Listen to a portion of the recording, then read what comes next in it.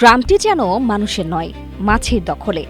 ঘরের ভেতরে, উঠোনে, রান্নাঘরে সবখানেই মাছের উৎপাত।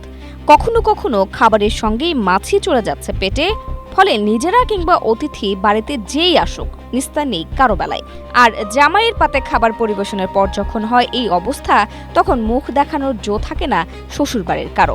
মাছের দুর্ভোগে অতিষ্ঠ হয়ে কেউ ভাবছেন নতুন ঠিকানায় চলে যাবেন, আর মুখে না বললেও বোঝা যায় এই অত্যাচারে শ্বশুরবাড়িতে বেড়াতে আসা বন্ধ করে দিয়েছেন জামাইরা। গোটা গ্রাম অতিষ্ঠ, কেউ রান্না বান্না করে খেতে পাচ্ছে না। ভাত খেতে লাগলে কয়েকটা খাতে খাতে কয়েকটা মাছি পেটের মধ্যে চলে যাচ্ছে।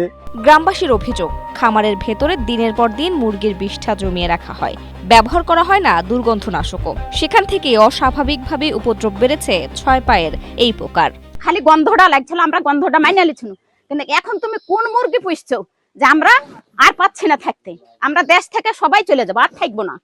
আমি কালকে কান্দে ভরেছি কিসের লেগে, যে আমার জামাইকে খাইতে দিয়েছি, এখন ভাত তুলে দেবো না তরকারি তুলে দেবো না আমি মাছি খেয়ে দেবো। জামাইয়ের পাতে 3-4টা মাছি পড়ে গেল, তাহলে আমি এখন কি করব?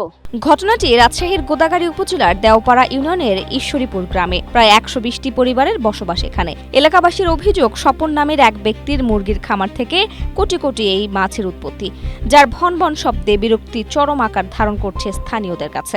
দিনের বেলা তো সাধারণত মশারি টাঙ্গা ঘুমানোর দেওয়ার লাগে না, ফ্যান দিলে ছোট বাচ্চা ঘুমায়, সে ঘুমাতে পারে না।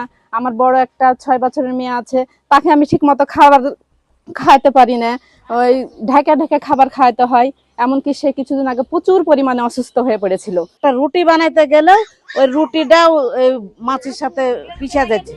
খামার মালিককে একাধিকবার জানানো হলেও কোনো সমাধান হয়নি বলে অভিযোগ ভুক্তভোগীদের। দ্রুত প্রশাসনের হস্তক্ষেপ চান তারা।